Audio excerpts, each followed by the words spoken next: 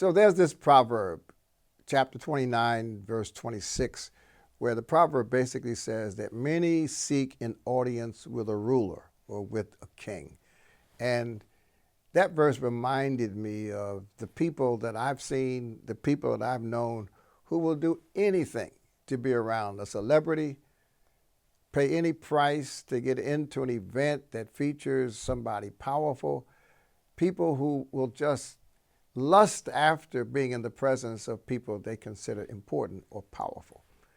And this proverb really warns against that for many reasons. First of all, some of the most important people in our lives are not famous. They're not what we consider great. The tragedy of our culture today is that we assume too often that if someone is famous, they're automatically great. When the fact is, if we boil our experience down to bite-sized pieces, we would have to agree that the most significant people in our lives, the greatest people we've ever known, are not famous people. In fact, some of the most famous people we've seen are not great at all. And so this proverb really reminded me of an incident when we were at the Hall of Fame ceremony. My son and I were at a reception after the ceremony ended. He saw Michael Jordan across the room. So I asked him, would you like a picture with Michael Jordan? He was like, no, Dad. You know, there are a lot of groupies around, people waiting to take pictures with him. I don't want to be just another guy waiting to take a picture with Michael Jordan. He had met Michael Jordan before because he went to his basketball camp as a kid. But he did not feel the need to be in the presence of Michael Jordan and stand in line and gawk after somebody just because he was famous. Now, don't get me wrong. It is important, it's helpful to have access to people with power. One of the responsibilities I had as a pastor was to help my members when they went to the hospital. They were sitting in the emergency room sometimes for hours, and I had to call the president of the hospital to advocate for them, and it was helpful to me to have the phone number, the cell phone number of the president of the hospital.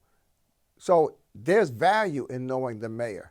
There's value in having access to a corporate chief executive officer if you're trying to fight for justice. There is value in that.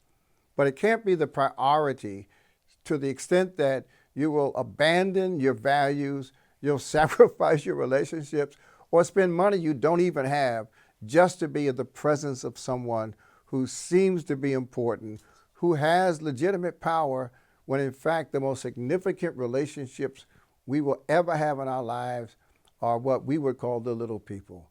It's the secretary sometimes and not the boss.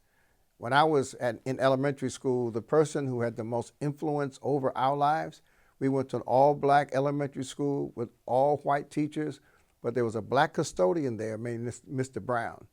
And Mr. Brown kept us out of trouble. Mr. Brown took us on camping trips. Mr. Brown would pull us aside during the school day if he heard teachers talking about us in the teacher's room. Little black Mr. Brown was really, in society's eyes, a nobody. But the fact is, he was one of the most significant people in our lives as kids coming up.